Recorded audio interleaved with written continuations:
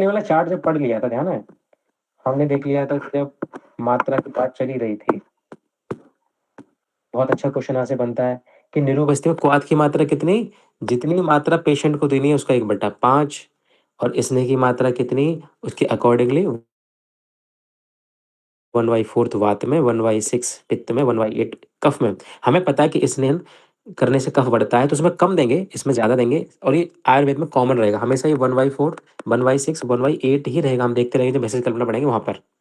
बस हमें ये पहचाना है कि किस में ये लगाना है, वात में लगाना है, कफ में लगाना है, इतना ध्यान रखिएगा। मैंने बताया था मधु जो होता है, जो शहद होता है, वो उल्टा होता है। शहद खाते हैं मोटे लोग, कफ में खाते हैं। तो यहाँ पर उल्टा हो जाएगा, जब शहद की बात होगी, मधु की बात होगी, तो यहाँ पर 1/4 हो जाएगा।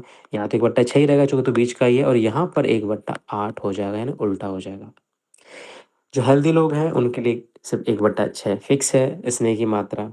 ओके। चक्रपाणी ने कहा कि नहीं नहीं आचार्य चरक से कुछ छूट गया है, इन्होंने कुछ और कंप्लीट किया। इन्होंने वही बताया जो ऊपर उन्होंने बताया, बस इन्होंने एक चीज़ फिक्स कर दी, क्वाथ की मात्रा 10 पल फिक्स कर दी यहाँ पर। हमने एंड में बात की थी कि मैं अब आप कैसे याद रखना है, हमने बात की थी कि 1 4 3। मैंने पहले तो हम कल की बात कर लें। हमने बताया था कल कभी नहीं आता है, और कल अगर आ भी जाता है तो केवल 2 पल में निकल जाता है। और हम जो कल कल करते रहते हैं, कल से पढ़ाई शुरू करें, कल से सब कुछ ठीक हो जाए, कल से उसे ब्लॉक कर देंगे, ऐसा नहीं होता है। कल कभी नहीं आता, कल आता भी है तो 2 पल में निकल जाता है। 2 पल याद रखना कल के लिए। हमने बात करी थी प्रक्षेप की। मैंने बताया था कि अगर आपको प्रक्षेपण ही करना हो, कुछ प्रोजेक्शन ही करना हो अपने लिए, कुछ पॉजिटिव प्रोजेक्शन करना हो, तो खुद से प्यार करना सीखिएगा। मैंने बताया था कि 1 4 3 क्या होता है, आई लव यू होता है, नहीं होता है।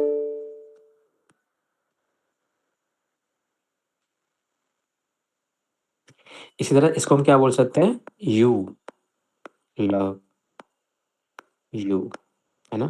खुद से प्यार करना है, यू लव यू, 3 4 3। ठीक है, ये प्रक्षेप याद रखेंगे। 3 पल, 4 पल, 3 पल। कल हमने इतनी सारी बातें तो कर ली थी।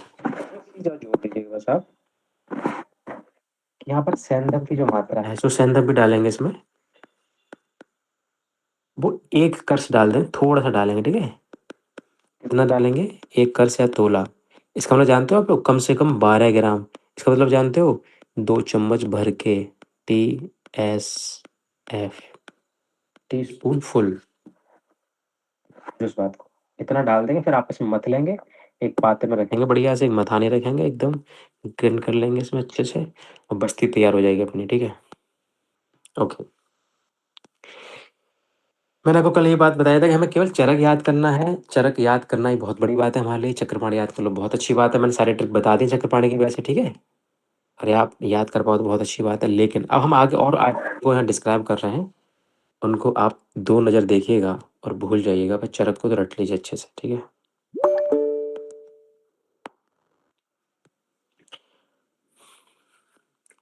बेटा अनामिका, इतना लेट ज्वाइन करोगे आप? पर लाइव अपने दोस्त के रूम पे आई हूँ, पर लगाया अभी charger just. Okay okay okay, ठीक है। तो आगे हम बात कर रहे हैं आज कि आचार सुश्रुत की बात कर लेते हैं। आचार सुश्रुत क्या करें, मात्रा के बारे में, बस्ती की मात्रा का निर्धारण आचार सुश्रुत कैसे करेंगे। तो ये कह रहे हैं कि निरूह में जो क्वाथ है, निरूह में जो क्वाथ है, कितना देना है, 1/4 भाग। बताओ चरक कितना बताते हैं, 1/5। 1/5। 1/5 बताते हैं, वेरी गुड। फिर आचार सुश्रुत कहते हैं कि निरूह में स्नेह की मात्रा,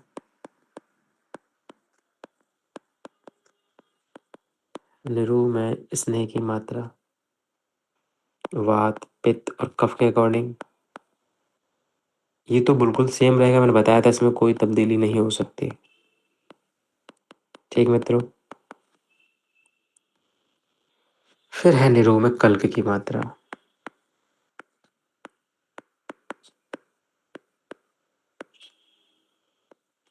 ये 1/8 या 3 पल रखना है। कोई मुझे बताएगा, जब हम 1/8 कहते हैं तो किसके रेफरेंस में निकाल देते हैं हम 3 पल, किस मात्रा के रेफरेंस में? 24। उत्तम मात्रा। हाँ वेरी गुड, 24 किया ना, चूंकि निरूपस्थिति की उत्तम मात्रा 24 है, तो हम इसी के हिसाब से निकाल देते हैं, ठीक है।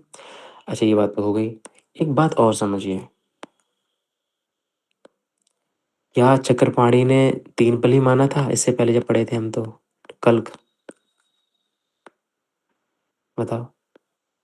नहीं सर, 2 पल माना था। 2 पल माना था ना, इसलिए याद रखना कि यहाँ 3 पल है, थोड़ा-सा अलग करके। मैं लिख देता हूँ यहाँ पर, चक्रपाणी मानते हैं 2 पल। ओके। मैं फिर बता रहा हूँ, सुश्रुत को याद करने की ज़रूरत नहीं है, अगर याद करना ही है तो बस इतना याद कर लेना, बस निरू की क्वाथ की मात्रा 1/4 याद करो, भूल जाओ बाकी सब। एक बार निरू के व्यापक को हम रिवाइज़ कर लें? निरू व्यापक की संख्या हमने कितनी-कितनी मानी थी? याद करो, आचार्य, चरक, सुश्रुत, यही लिख लेते हैं, चरक, सुश्रुत और बागभट्ट के अकॉर्डिंग बताओ। तो बनवारी। 12 बनवारी। 12 9 12। हमने मानी थी बनवारी, नीरू की बनवारी, है ना? सॉरी, बनवारी की नीरू। बनवारी नाम है किसी का, उनकी पुत्री का नाम है नीरू, बनवारी की नीरू। और अनुवासन के बारे में हमने क्या याद किया था? चच्चा सुनो बात, अनामिका बुरी है। ओके, ये बात हो गई।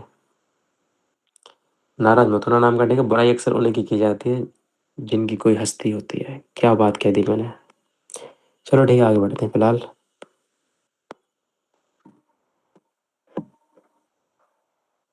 सर ये लास्ट वाला बता दी। क्या बताऊं बेटा लास्ट में? सर ये अनुबुरी है ये वाला।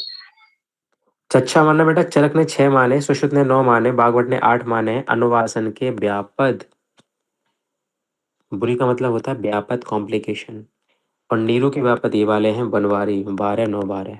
ओके जी सर। ओके।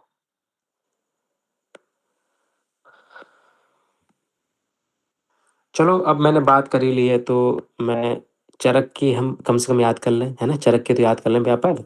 चलो इसकी बात कर लेते हैं, हम नीरू के व्यापद पढ़ लेते हैं। चलो, नीरू के व्यापद किसके अकॉर्डिंग? चरक के अकॉर्डिंग, या बागवट के अकॉर्डिंग में हो सकते हैं, जो उनके 12 हैं। पहले हैं अयोग, दूसरा अतियोग।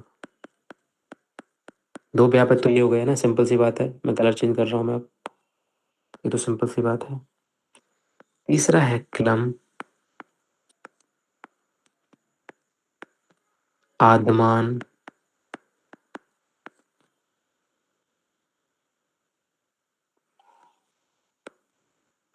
पांचवा है हिक्का,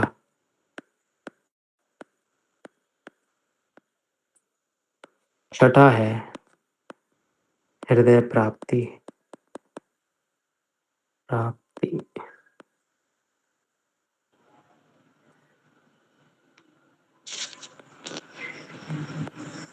सातवां है उर्दुगमन।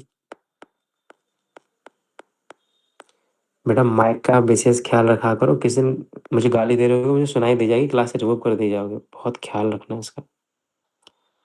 तो उर्दुगमन हो गया। और प्रवाहिका, प्रवाहिका तो पहले भी आ चुकी है ना? प्रवाहिका पहले आई थी नहीं आई थी बताओ? नहीं आई थी, है ना? नहीं आई थी, वहां पे परिकर्तिका और परिश्राप था, है ना? प्रवाहिका नहीं थी। तो इसे ब्लू से लिखते हैं फिर, प्रवाहिका। हाँ, 9th आ चुका है हमारा, 9th है परिश्राप। ये जो उपद्रव या व्यापद आते जाते हैं, इस बार भी देखा था किस बैच में किसके पूछे गए थे शायद वो, इस बार किसके उपद्रव पूछे थे? इस बार जोर के पूछे थे, किसके पूछे थे? सर राजेश शर्मा। नहीं, राजसिम्हा के उपद्रव नहीं थे शायद, किसी और के थे, हो सकता है उसके भी हों। सर राजेश शर्मा के उपद्रव आए थे उसमें लोग निदान में। ठीक है चलो। लक्षण थे। हाँ, लक्षण होंगे वो, नहीं पता है उपद्रव किसी और के आए थे, मुझे याद आ रहा है कि नहीं, अच्छा हाँ सॉरी, मैं टर्म ले रहा था, तो बिस के उपद्रव पूछ रहा, अगर वो अब ध्यान आ गया, 22 बैच में, ठीक है। सिरासूल, सिरासूल, ठीक है, सिरासूल, नहीं सिरासूल तो नया है बिल्कुल।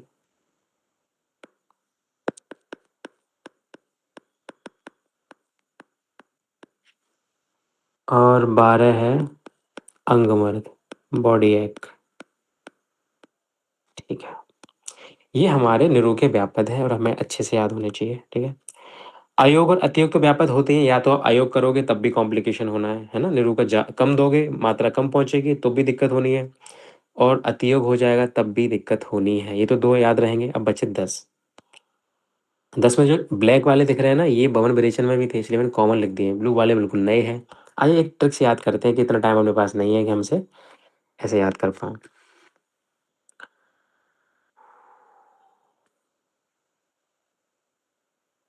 आपको पता है अपने यो के बारे में कुछ पता है? यो ने एक नया गाना लॉन्च किया है। कौन सा गाना है, उसका नाम क्या है? यो का नया गाना किसी ने नहीं सुना है सीरियसली? ये आप लोगों से देखो, मेरी क्लास में पढ़ाई करो मत करो, पर अपडेट रहना है हमेशा, इनसे मूवी से गानों से हमेशा अपडेट रहना है। पढ़ने के लिए और बहुत सारी कोचिंग वहाँ ज्वाइन कर सकते हैं। भोजपुरी वाला सर? नहीं नहीं, सर अभी लाल जस्ट परी। नहीं, लाल परी के बाद एक और आया है जिस बहुत मतलब बहुत अच्छा गाना है। ऐसे गाने तो मैं बोलता ही नहीं ना कोचिंग में, ऐसे गाना बात कर रहा था। बिल्कुल नया लुक है, नई नई वाइब से एकदम, मतलब अलग ही है वो। तुम लोग ना मानो। जो अरबी में हाँ स्टार्ट किया उसने। हाँ, ऐसा ऐसा कुछ है ना। रुक जाओ रुक जाओ, उसमें अरबी और हिंदी। Sir shopping list. अब ये मैं नहीं पता क्या नाम है गाने का। रुक जाओ, हनी सिंह न्यू मुझे तो सॉन्ग। सर भोजपुरी याद आ रही है। हाँ तुम्हें वही याद आएगी ना, टेस्ट पता है तुम्हारा। ये वाला तेरी याद है।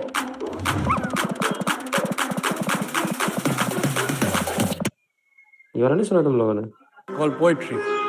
ये वाला। कहाँ गुम हो जाते हैं सपने। ठीक है, अब मैं बंद कर रहा हूँ, ये सब नहीं करना हम लोग यहाँ पे। सर तो तब गांव में थे। ठीक है ठीक है। तो ये नया गाना है। मैं ये बताना चाह रहा हूँ कि अब हनी सिंह वो नहीं है जिसके लिए हम उसे जानते थे। अब वो वाकई एक मैच्योर पर्सन है। उसके गाने सुनोगे तो उसने प्रॉमिस भी किया था 7 साल पहले हम लोगों से कि वो ऐसा बदलेगा कि लोग देखते रह जाएंगे। उसने प्रूव कर दिया अपना को। ये लोग लीजेंड होते हैं जो बोल के बदल जाते हैं, जो बोल के कुछ करते हैं लाइफ में। मैं चाहता हूँ आप भी आज ही अपनी दीवार के सामने लिखिए कि आपको कौन सी रैंक और किस इंस्टीट्यूट में जाना है, क्योंकि बोल के सफलता पाने का मजा ही अलग होता है दोस्तों। ठीक है, तुक्के में हम कहीं भी चले जाएंगे। तो ये आप भी करिएगा आज, ठीक है। अच्छा, तो उसने, मैं बता रहा हूँ, मैच्योर हो गया है वो, एक्चुअली मर्द बन गया है। पहले बच्चा था, पहले लफंगों की तरह गाना गाता था, लेकिन अब कुछ अलग हो गया है ना भाई, अपना लीजेंड बदल गया है। तो ट्रिक याद रखना बेटा, ट्रिक याद रखना कि यो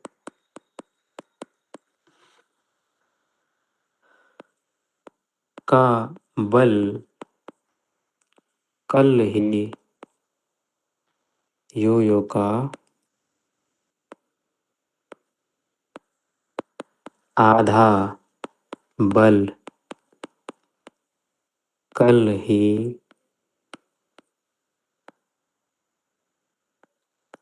परी शिशु से मर्द बन गया। या प्यार बस, ठीक है। यो का गाना कल ही आया, ठीक है, कल ही गाना आया यो का। ये ऐसे याद करते हैं। अब अभी नया गाना आया है। तो यो का आधा बल, मतलब अभी तक तो जो वर्जन हमने देखा वो आधा ही था। जो हम देख रहे थे हनी सिंह, वो हाफ था। अब वो मैच्योर अब बना है। अब उसके गाने सुनो, बहुत ही अलग है। तो परी शिशु से मर्द बन गया, यार इस बात को। यो यानी कि अतियोग और अयोग। आद्यमान क्लम हिक्का, बल से क्या है यहाँ पे? ओ सॉरी सॉरी सॉरी, रुको रुको रुको, कुछ गड़बड़ है। यो का दो, आधा बल नहीं है, सॉरी, आधा हृदय है यहाँ पे। आधा हृदय, जो आधा था पूरा हो गया, ठीक है। आधा हृदय कल ही परी शिशु से मर्द बन गया, ठीक है, ओके। परी शिशु, शिशु, शिशु का मतलब होता है शिरशूल, मर्द बन गया, ठीक है। ये सब बात है, आप एक बार देख लीजिए। हिक्का हो गया। बाकी अगर छूट याद, ऐसे याद कर लेना, ठीक है। कोशिश करना, और स्ट्रिक को और इम्प्रोवाइज कर सकते हो तो वो कर लेना आप। मैंने एक हिंट दे दिया आपको। और ऐसे क्वेश्चन आपको परेशान करते हैं यूजी में, पीजी में ऐसे क्वेश्चन आएगा तो आप मेरी इतनी बात सुन के भी टिक कर दोगे, हाँ सर ने बताया था हिक्का है, हृदय प्राप्ति है, ठीक है। बट यूजी में चूँकि आपको लिखने बारे के बारे नाम, तो यहाँ पर ऐसी चीज़ें याद काम आ जाती हैं, तो इस हिसाब से आप देख लीजिएगा, ठीक है? हृदय प्राप्ति है, हिक्का है, शिरशूल है, अंगमर्द है, ऊर्ध्वगमन और प्रवाह का इसमें इम्पोर्टेंट है। आगे बढ़ सकते सर हैं हम लोग। कल ही से क्या है? क्लम बेटा, क्लम और हिक्का। क्लम और हिक्का, ठीक है? ओके, आधा से आप 2 चीज़ें मान लीजिएगा, आधा से आद्यमान भी मान लीजिएगा, आधा से ऊर्ध्वगमन भी मान लीजिएगा। परी से तीनों चीज़ें मान लीजिए, प्रवाह का, परिकीर्त का, परिस्राव। एक सुश्रुत ने एक बहुत अच्छी बात कही और यहाँ से क्वेश्चन बना नहीं है, लेकिन बनेगा ज़रूर एक दिन। इसके लिए तैयार रहिएगा आप। कहते हैं कि बस्ती वाते चा पित्ते चा,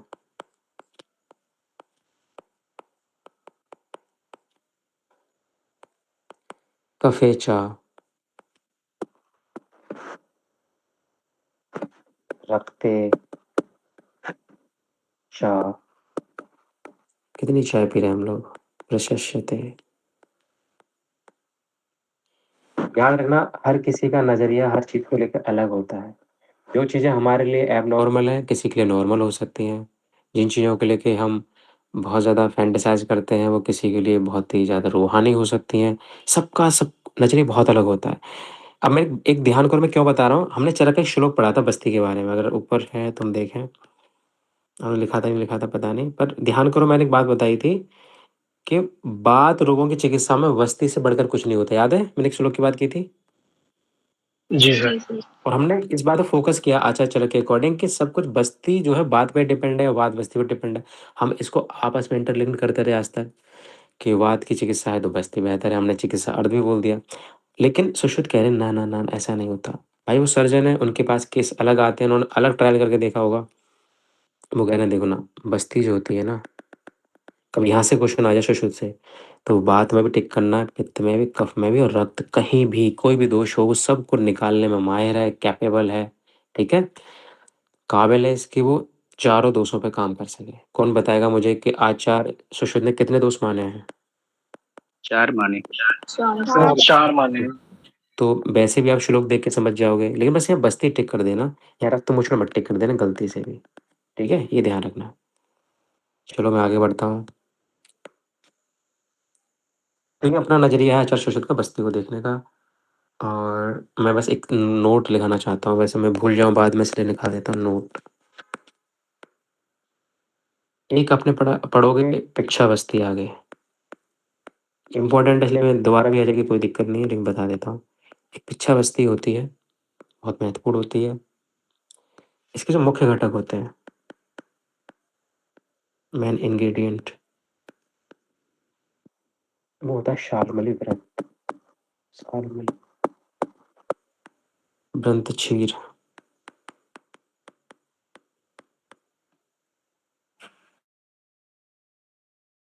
कहाँ यूज करते हैं इसे? प्रवाहिका में। पिच्छा का मतलब जो खुद पिच्छल है, और प्रवाहिका में क्या होता है? प्रवाहिका के लक्षण बताओ। कफयुक्त और बार हाँ, बार मल आना। मल होता है, बार बार आता है, वेरी गुड। और कई बार इसे हम पित्त, कफज, रक्तज, अतिसार में भी यूज करते हैं, ठीक है? इन अतिसार में भी यूज किया था, ध्यान रखना इसमें वातज नहीं है, मैंने वातज बताया नहीं यहाँ पे। और हम कहाँ यूज कर लेते हैं? देखो आंसर ऑलवेज हमेशा यही जाएगा, यही पूछा जाएगा, यही आंसर आपको ऑप्शन में दिखेगा, यही टिक करना होगा। लेकिन फिर भी मान लो डिटेल में बना दें, ऑल ऑफ दीज आंसर लगाना हो। याद रखना, चिकित्सा स्थान में जब भी क्वेश्चन आता है पीजीटी में, तो आंसर अगर ऑल ऑफ दीज है तो ध्यान रखना बेटा, 80% चांसेस है कि आपको ऑल ऑफ दीज ही टिक करना है। अगर आपने भले ना ही पढ़ा हो तब भी, मैं ये सब बाद में बात बताऊँ, पहले सिलेबस पढ़ लो पूरा, तब बात करेंगे, लेकिन याद रखना इस बात को। और मैं जब श्लोक पढ़ाऊंगा चिकित्सा स्थान में, तो समझ जाओगे कि मैं क्यों कह रहा हूँ, क्योंकि एक एक जो योग दे रखा है उसमें 28 डिजीज दे रखी हैं, 40 डिजीज दे रखी हैं। कितनी डिजीज याद कर लोगे वहाँ एक इस योग में जो है इन डिजीज के लिए इंडिकेटेड किया गया? सिंपल सी बात है, आपको ऑल ऑफ दीज ही चुनना पड़ेगा। अच्छा, और चीज देख लेते हैं फटाफट। रक्तस्राव अगर हो रहा है ना, कुछ भी ज्यादा निकल रहा है अगर बॉडी से, बार बार निकल रहा है, तो पिच्छल जो होता है, पिच्छल के बाद, पिच्छल गुड़ तो जानते हो ना आप लोग की? पिच्छल का एग्जाम्पल बताओ मुझे।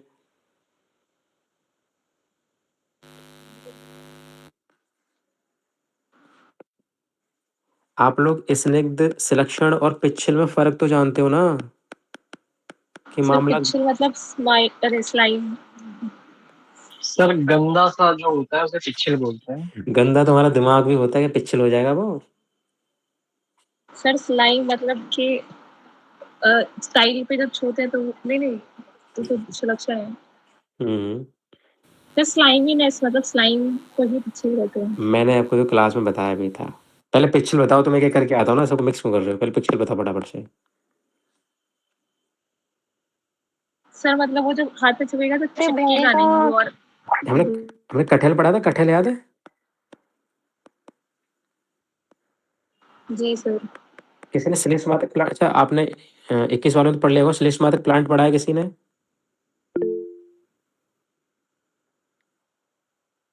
श्लेष्मातक पढ़ा है तुमने 21 वालों, द्रव्य गुण में पेपर दे चुके हो? की जो पत्तियां होती हैं वो कठिन होती हैं छूने पे थोड़ी।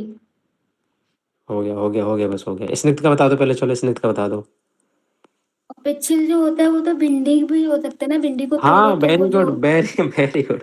भिंडी हो सर वो सकता है ना, चिपचिपा भिंडी भिंडी होता को है। डालना चलना क्या? हाँ ठीक है, भिंडी बेस्ट है। ओके ओके, भिंडी बेस्ट है। कर दी लिखे वाली बात तुमने। स्निग्ध बताओ, स्निग्ध फटाफट से। इसका एग्जाम्पल बताओ सर मुझे। सर तेल तेल। भी हाँ तेल, तिल का तेल ले लेते हैं। मेरा कुछ दिन और सिलेक्शन का बताओ। स्टाइल था। हाँ टाइल, हम संगमरमर।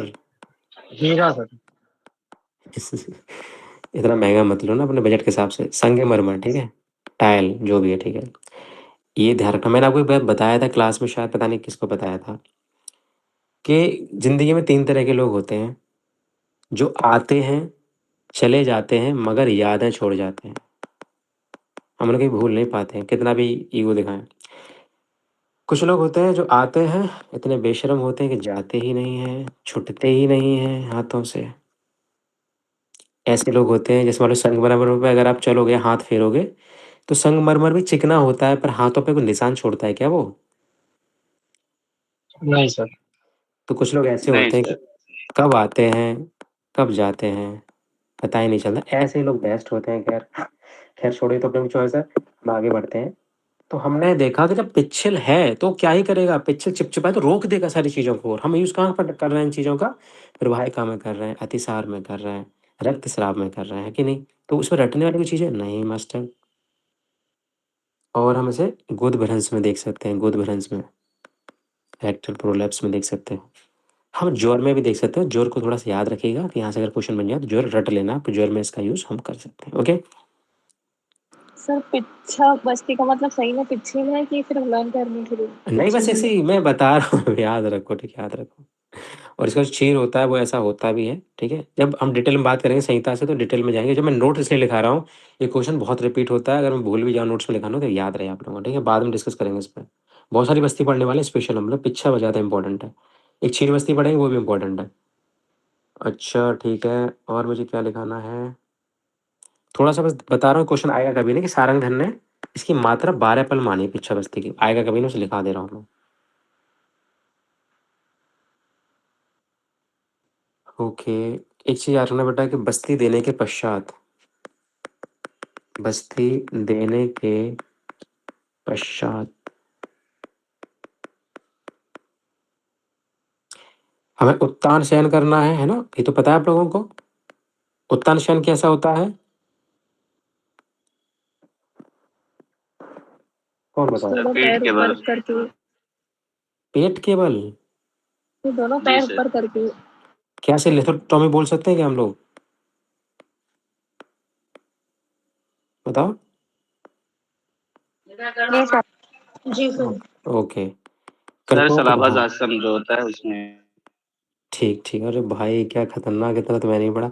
करतोक ध्यान, ठीक है। करतोक ध्यान याद रखना। बस्ती देने के पश्चात हम करतोक ध्यान कर देते हैं। थोड़ा डिटेल में बता देता चलो मैं, बस आप अपने हिसाब से लिख लेना। जब बस्ती दे रहे होते हैं, याद रखना, जब बस्ती दे रहे होते हैं, जब हम बस्ती दे रहे होते हैं, जब हम नस्य दे रहे होते हैं किसी को, तो हम अपने सिर को ना थोड़ा नीचे, मान लो अगर मान लो बॉडी ऐसे है तो सिर को थोड़ा नीचे रखते हैं, ठीक है। बस्ती देते समय, नस्य देते समय, और किसी को सजदा करते वक्त हमेशा सर को नीचे रखते हैं, लेकिन जब बस्ती दे चुके होते हैं तब हम ऊपर कर लेते हैं तकिया। कर्तव्यधान का मतलब होता है तकिया लगा लेना, तकिया लगा लो, तकिया।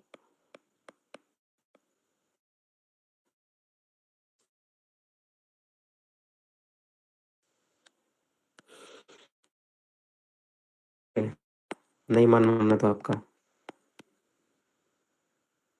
जो हस्तस्वेद होता है, एक होता है हस्तस्वेद, हाथों को रगड़कर। काश्यप कहते हैं कि छोटे बच्चे को जब स्वेदन करना हो ना, तो ये हस्त करना चाहिए।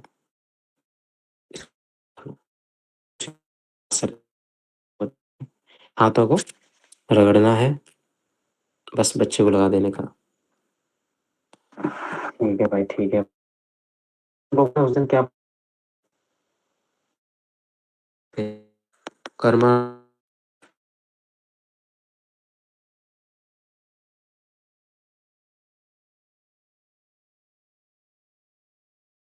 हम क्या बात करेंगे? बस्ती दाता जन्म दोष।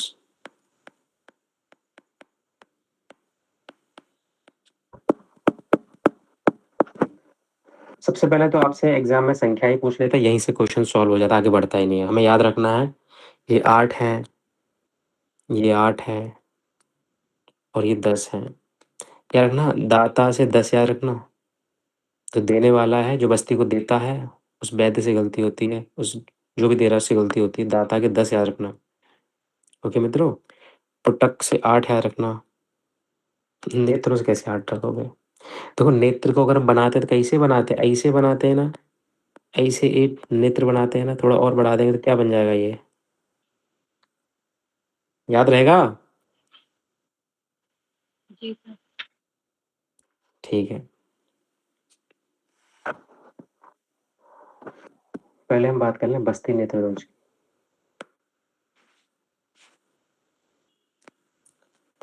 पहले बस्ती नेत्र की ना बात कर लें हम लोग, बस्ती तो उसकी तब बात करेंगे।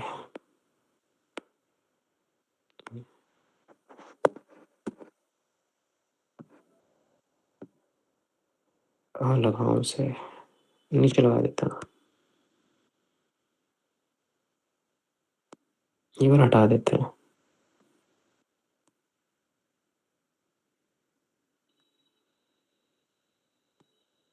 देखो बस्ती नेत्र कुछ ऐसा होता है कि हमने जब पढ़ा था कल, वो कहाँ गया? आप सबने देखा भी होगा, नहीं भी देखा है तो याद रखना चीज़ों को। हम इसमें दवाई भर रहे हैं, ठीक है, हम इसमें मेडिसिन भर रहे हैं यहाँ से, और इसमें जोड़ देते हैं, यहाँ से जोड़ देते हैं, क्योंकि ये मूल भाग है इसका। तो ऐसा एक इंस्ट्रूमेंट होता है जिसमें यहाँ से लेकर एक नली यहाँ से जोड़ी जाती है और यहाँ से जो है गुदा मार्ग में प्रवेश करा दी जाती है 1/4। हम आगे डिटेल में पढ़ेंगे सब चीज़ें। तो इसको हम बस्ती नेत्र कहते हैं, इसका नाम है बस्ती नेत्र। इसमें क्या क्या दिक्कतें हो सकती हैं इसके बारे में पढ़ने वाले हम लोग। 8 प्रॉब्लम पढ़ेंगे इसकी, कि क्या क्या दोष हो सकते हैं, चुगली करेंगे अभी इसकी हम लोग, ठीक है।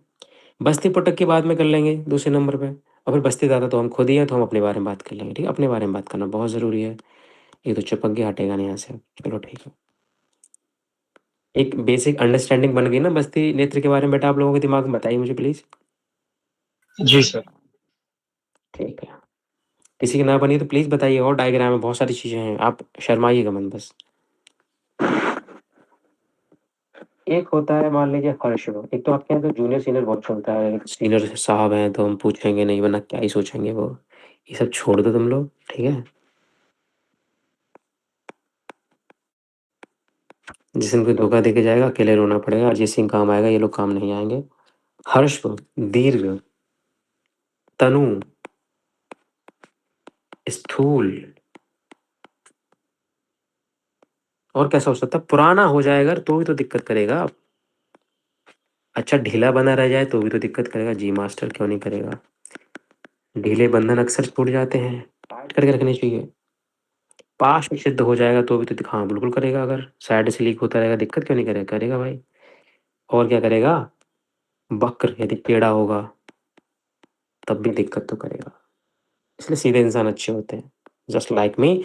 आओ देखो इसकी बात करते हैं छोटे बड़े से क्या-क्या हो सकता है। देखो, याद करने के तरीके देखो पहले कि 8 याद कैसे करने चाहिए, यूजी में लिखने को ज़रूर आएगा यहाँ से। देखो ये पहले तो 5 संभावनाएँ वैसे देखो बिना किसी ट्रिक के, है ना? ये या तो देखो छोटा हो सकता है या लंबा हो सकता है, पतला हो सकता है या मोटा हो सकता है, समझ रहे हो? या टेढ़ा हो सकता है। 5 चीज़ें तो बेसिकली ऐसे याद रहेंगी। ये जो बस्ती नेत्र है अपना, ह्रस्व, दीर्घ, तनु, स्थूल और वक्र। ये तो आपको सिंपल ऐसे याद हो जाएँगे ना, बताओ? बताओ योगेश? जी सर। बहुत बढ़िया। अब 3 चीज़ हमें याद करनी पड़ेंगी। हाँ, जीर्ण, शिथिल, बंधन और पार्श्व छिद्र। तो ऐसे इमेजिन करो कि एक कोई सरदार है, एक पाजी हैं, हम उनसे बात कर रहे हैं कि देखो पाजी, आप जो बस्ती नेत्र लेने जा रहे हो, मतलब पेशेंट हम कह रहे हैं बस्ती नेत्र लेके आओ, हम उससे कह रहे हैं और हम उससे कह रहे हैं देखो देखो वो छोटा नहीं होना चाहिए, वो लंबा नहीं होना चाहिए, पतला नहीं होना चाहिए, मोटा नहीं होना चाहिए, टेढ़ा नहीं होना चाहिए। तो उनको गुस्सा आ जाएगी। गुस्सा आ जाएगी तो वो ना, ये जो नली है इसके यहाँ से बाँधी जाती है, वो तो उसको टाइट बाँध देंगे। क्या बाँध देंगे? टाइट बाँध दें। तब हम उनसे कहेंगे, "नहीं पाजी, ढीला बाँधो।" गुस्से में आके क्या टाइट बाँध देंगे वो, "नहीं पाजी, ढीला बाँधो।" पा से पार्श्व छिद्र, जी से जीर्ण और ढीला बाँधो मतलब शिथिल बंधन। ढीला बाँधना, शिथिल बंधन। कुछ मसला सॉल्व हुआ है कि नहीं हुआ बताओ? जी सर। ठीक है? कोशिश ये करना है, हमें हर किसी की ट्रिक बनाने से बचना है, मैक्सिमम नहीं बनानी है वरना सब गुड़-गोबर होने वाला है। यूजी में तो जैसे काम चला भी लोगे, पीजी में तो बाकी सब खराब होने वाला है। कोशिश ये करनी है, किसी को कहानी से याद रखो, किसी को निमोनिक से, किसी को एब्रिविएशन से, किसी को किसी स्टोरी से, किसी को डायग्राम से। जितना बच पाओ, जितना डायरेक्ट दिमाग में जा पाए उतना ज़्यादा अच्छा, उतना हमारा सगा है, हमारे काम आने वाला है, वरना पराया ही रहेगा। ठीक है? सर डिस्टेंस तनु मतलब तो डाइल्यूटेड होता है। तनु बोले डायरेक्टर होता है, लेकिन यहाँ पे पतला मान लेते हैं भाई, बहुत सी चीज़ों का बहुत सा मतलब होता है। जैसे मैं अभी आपसे कहूँ कि मैं आपको प्यार करता हूँ, इसका अलग मतलब है, किसी और से कह दूँगा तो मतलब पूरी तरह तबाह हो जाएगा, समझ रहे हो ना? शब्द एक ही है, मतलब यहाँ पे तनु का दूसरा है। समझ गए, नहीं समझे? जी सर। Very good. काफ़ी समझदार हो आप लोग। अच्छा, इससे क्या-क्या हो सकता है उसके बारे में बात कर लेते हैं।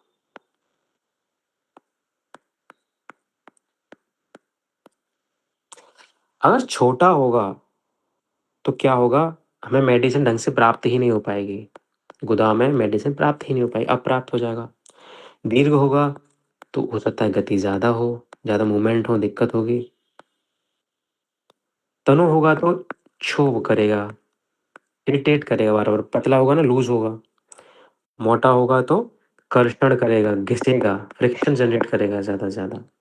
पुराना होगा तो क्षरण करेगा, पुराना होगा तो क्षरण करेगा। तो क्षरण की चिकित्सा होती है पीसीएस, पिच्छावस्थी, क्षीरवस्थी और एस से क्या है? एस से क्या था? चलो देख लेंगे बाद में ना, मैं बाद में लिखा दूँगा उसको, जब ये चिकित्सा लिखाऊँगा। क्षरण याद रखना, जब बहुत पुराना होगा, मान लो जंग लगी हुई है, पुराना है, तो वहाँ जाके क्षरण वाला होता है तरह छीलना, है ना? उसको ज़्यादा उसको ज़ख्मी कर देना उस चीज़ की जगह को।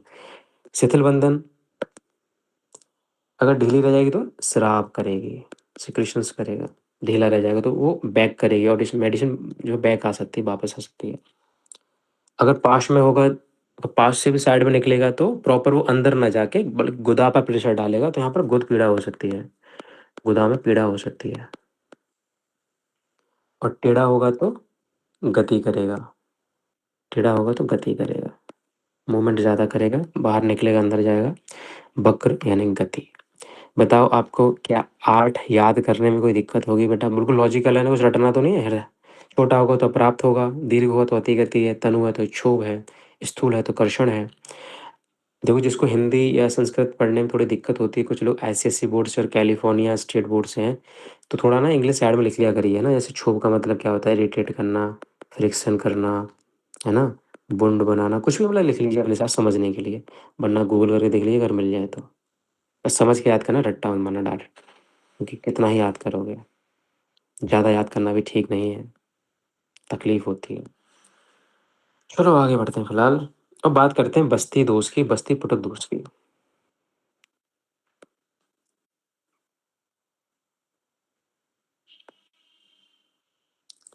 विषम। अच्छा, बस्ती पुटक समझ रहे हो आप लोग? ये बस्ती पुटक है, बट ये रबड़ का है, बस दिखावा करना है, दिखावा, ये सब होता नहीं है ऐसे। बस्ती पुटक में एक बस्ती लेते हैं हम लोग ज़्यादातर, जो जो पुराने या मरे हुए, है ना, जो गाय, भैंस, बैल इत्यादि है, मान लो कुछ नहीं, ये सब भी नहीं मिल रहा है तो हम बकरे की खाल से बना देते हैं, जो एक थैला बनाते हैं। ट्रेडिशनली तो ऐसा बनाते हैं, पर अगर ऐसा यूज़ कर रहे हैं तो अब देख सकते हैं कौन कौन रबड़ का यूज़ कर रहा हो, कुछ अगर प्रैक्टिस कर रहे हैं तो उनके हिसाब से देख लेना। बट हम उसी को मान के चलेंगे जो यूरिनरी ब्लैडर होता है, कि हम मान के चलते हैं किसी भैंस का या गाय का या बैल का यूरिनरी ब्लैडर है हमारे पास, तो उसमें क्या क्या दोष हो सकते हैं उस हिसाब से सोचेंगे। वो विषम हो सकता है, वो ऑड होगा, इवन नहीं होगा पूरी तरीके से। दूसरा क्या हो सकता है उसमें, वो मांसल हो सकता है, यानी कि ज़्यादा ही कुछ मांस इत्यादि हो उसमें, फैट ज़्यादा फैटी हो। वो छिद्रयुक्त हो सकता है, उसमें छेद हो सकते हैं, वो हमारे किसी काम का नहीं रहेगा। वो मोटा हो सकता है, काफ़ी स्थूल हो सकता है। वो सिरा जाल युक्त हो सकता है, सिरा जाल युक्त।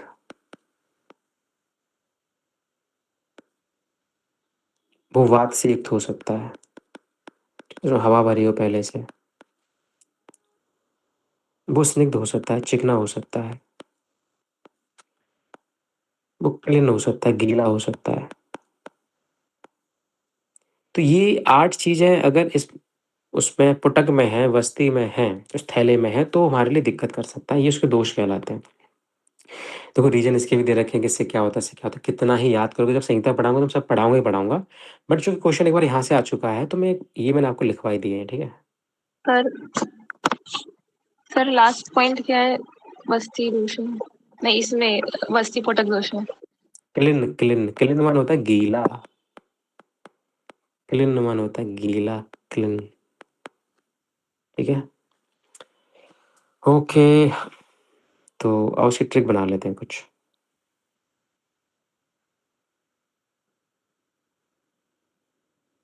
क्या बनाएं?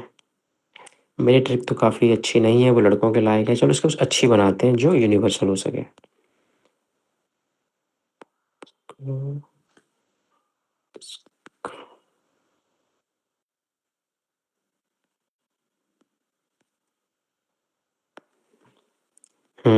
एक ट्रिक सही बन रही है, देखते हैं। याद रखना, बासी और छिद्रयुक्त इश्क का बीमा नहीं होता। बीमा जानते हो, बीमा किसे कहते हैं? इंश्योरेंस। इंश्योरेंस। LIC। हाँ, इंश्योरेंस, एश्योरेंस भी कह सकते हैं, इंश्योरेंस भी कह सकते हैं, ठीक है? जो जो इश्क बासी होता है, मतलब किसी ने मान लो 5वीं बार किसी से इश्क किया है, कोई गारंटी नहीं है अब तुम्हारे पास भी टिकेगा नहीं टिकेगा, जब 5 बार छोड़ चुका है पहले ही, ठीक है? बासी और छिद्रयुक्त, छिद्रयुक्त का मतलब होता है कि आप उससे कितने भी इमोशन डाल रहे हो उसके अंदर, कुछ कितना भी समझा रहे हो उसको, नहीं मैं सच बोल रहा हूँ, सच बोल रहा हूँ, लेकिन वो बातें निकल रही हैं, वो समझ ही नहीं पा रहा है, वहाँ पे विश्वास ही नहीं कर पा रहा है, मतलब छिद्रयुक्त, आपके सारे इमोशन निकल रहे हैं कहीं से, मतलब छेद है उसके पास, है ना? कि सच मान लो कि एक कोई बर्तन होता है, पानी डालोगे ऐसे नीचे निकल रहा है, तो वो बर्तन कहीं भर पाएगा क्या? बताओ मित्रों, क्या वो बर्तन कहीं भर पाएगा अगर उसमें छेद है तो? नहीं। नहीं सर। क्या समझो उस बात को। तो बासी और छिद्रयुक्त इश्क का, इश्क माने बोले तो देखो, इश्क माने स्थूल भी है और स्निग्ध भी है। इश्क का मतलब क्लीन है, यानी गीला है। बीमा नहीं होता है, विषम और मांसल, बीमा नहीं होता है। बा से मतलब वात से युक्त, सी से मतलब सिरा जाल युक्त। बासी लिख लें, ट्रिक में, ट्रिक जनरली नोट्स में नहीं डालता हूँ, कोई ऑफेंड ना हो जाए, क्योंकि ये पब्लिकली जाती है हर जगह पर, ये सब आप लोगों के लिए है बस,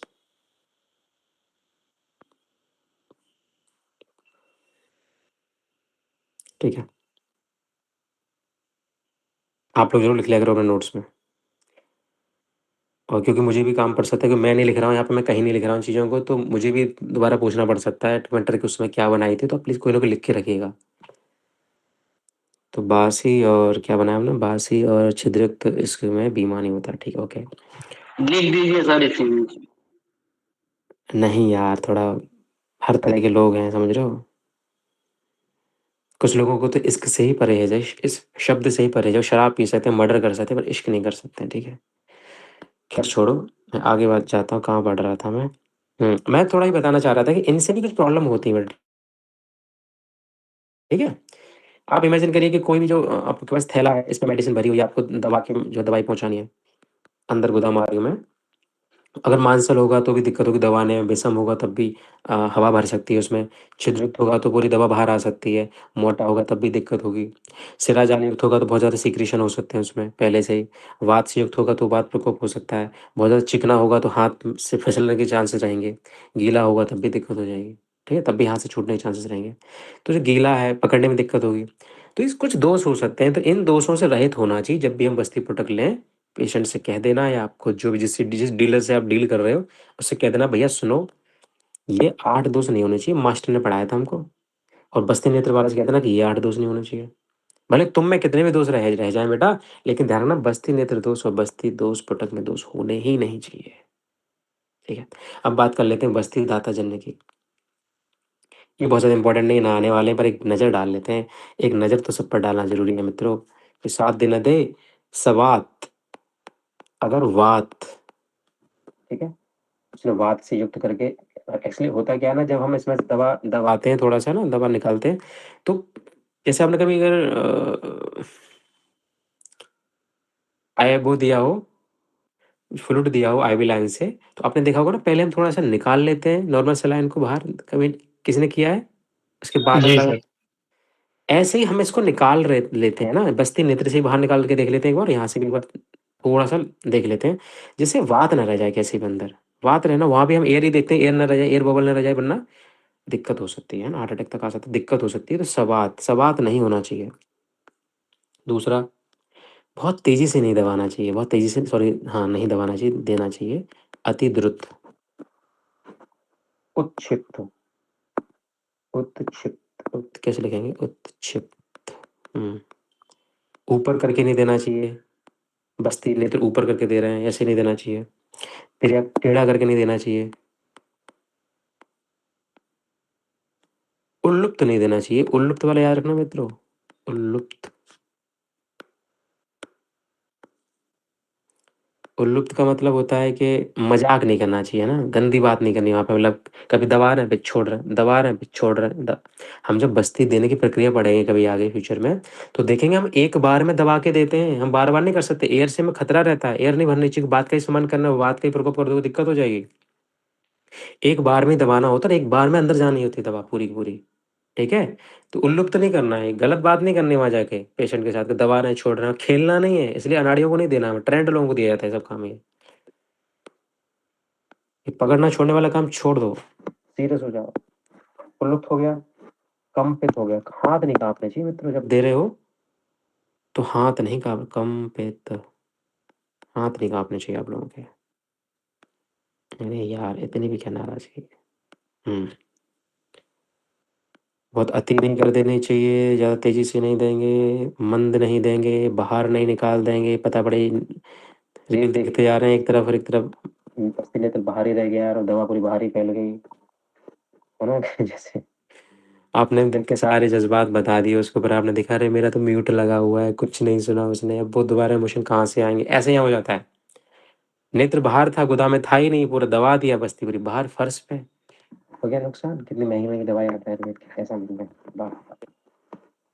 अति वेग, बहुत ज़्यादा तेज़ी से मुझे दवा देना है ना? कभी पढ़ाऊँगा तो बता दूँगा कि अति वेग करने से पता है दवा कभी कंठ तक पहुँच जाती है, गले तक पहुँच जाती है, बहुत तेज़ दबा दोगे, याद रखना।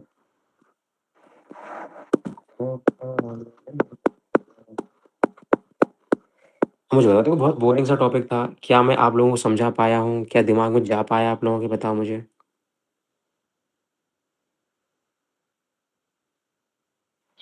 जी सर। जी सर।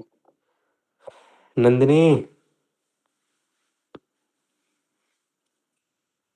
जी सर। कुछ समझ में आया है कि मूवी देख रही हो? जी सर, समझ में आया है। अभिषेक? जी सर, आ रहा है। और काजल?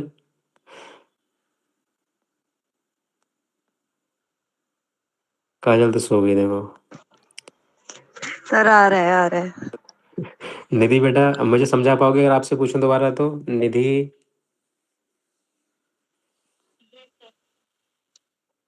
अच्छा ठीक है। बतन आ रहा है बेटा, आ रहा है? यस बॉस, आ रहा है। अच्छा चलो, सब हुआ। उज्जवल, तुम्हें रिकॉर्डिंग कर रहे हो क्या? दो अकाउंट से क्या ज्वाइन कर रखा है? रिकॉर्डिंग करो, मास्टर की बात है, फैलाओगे क्या? वैसे ही बदनाम मास्टर, और बदनाम कर दो तुमसे। तो अब छोटी सी बात है, बता रहा हूँ, छोटी सी बात है, ठीक है? अब ध्यान देना हमें कि ये बहुत ज़्यादा इंपॉर्टेंट नहीं है बच्चों, की मेरा काम है लिखाना, लिखा दे रहा हूँ आप लोगों को। पढ़ना ऊपर वाला ही है आपको। थोड़ी सी बात है। आचार्य सुश्रुत क्या कहते हैं? वो कहते हैं कि बस्ती नेत्र के होते हैं भैया 11 दोष, 8 नहीं मानते। कहते हैं कि अच्छा, वो कहते हैं इसके होते हैं बस्ती पुटक के 5 दोष, और इसके होते हैं 6 दोष। इसको वो कहते हैं वस्ती प्राणिधान दोष। इसका नाम बदल देते हैं, कहते हैं वस्ती प्राणिधान दोष। प्राणिधान का मतलब होता है किसी प्रक्रिया को अंजाम देना, किसी में, जैसे बस्ती को संपादित कर दिया हमने, प्राणिधान कर दिया उसमें, प्राणिधान दोष, इंड्यूस कर दिया, ठीक है। और कुछ? कौन जाग गया? ओके, तो ये हमें याद रखना है। दूसरा, कुछ चीज़ें हैं, अब देखो डिटेल में तो बहुत कुछ है, पर तुम जाने तो यहाँ से क्वेश्चन कभी नहीं आया तो क्यों ही हम पढ़ेंगे। बस लिखाने के लिए लिखा दे रहा हूँ, यहाँ पर नीचे देख लो कि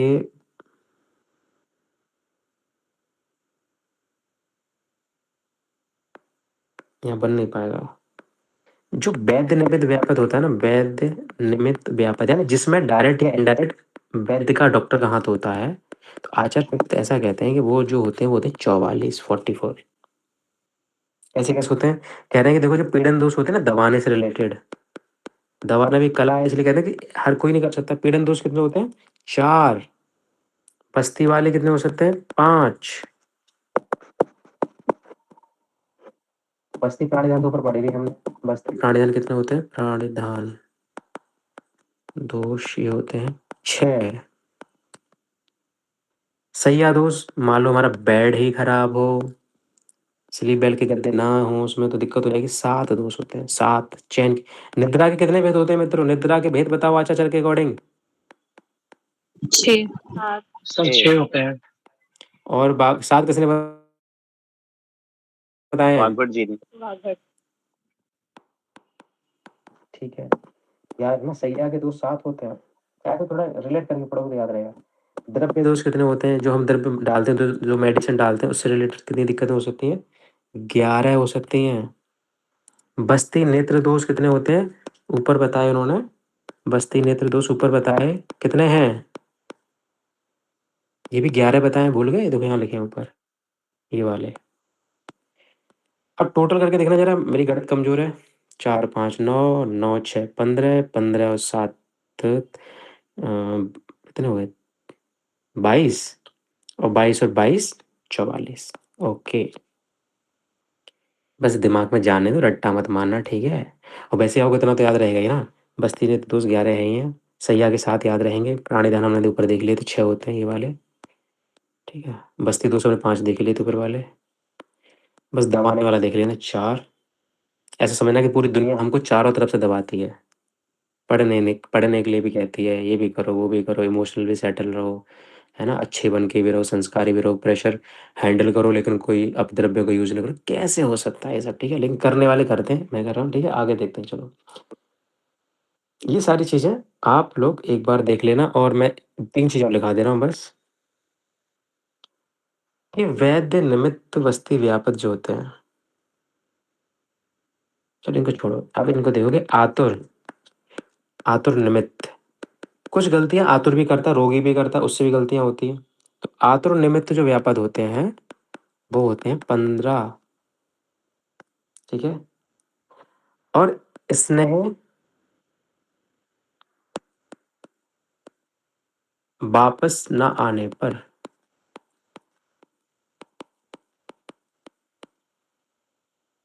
वैद्य और आतुर दोनों को मिलाकर भी कुछ गलतियां होती हैं, दोनों मिलकर भी कुछ कांड करते हैं।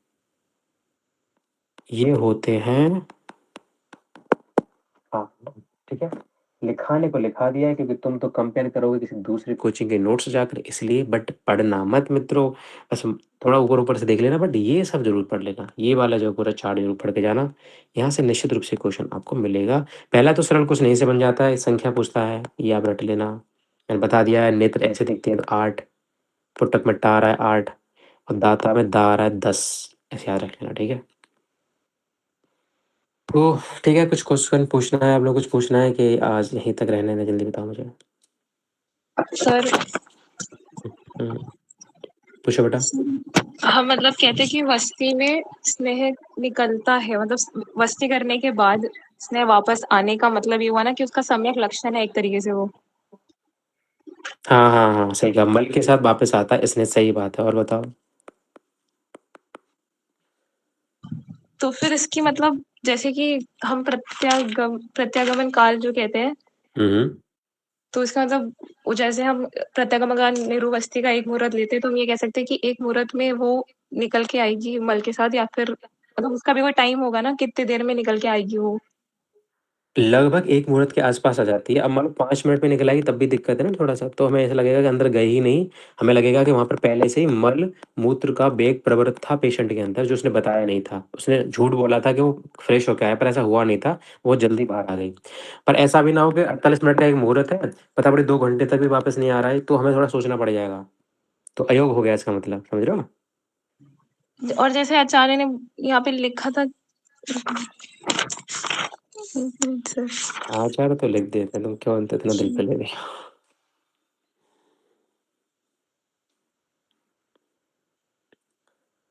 बताओ, बताओ, बताओ। मान लो क्वेश्चन छूट भी जाता है तो ग्रुप पे डाल दिया करो तुम लोग, ठीक है? हमेशा फ्री हो ग्रुप पे डालने के लिए। तो जैसे अनुवासन वस्ती में अगर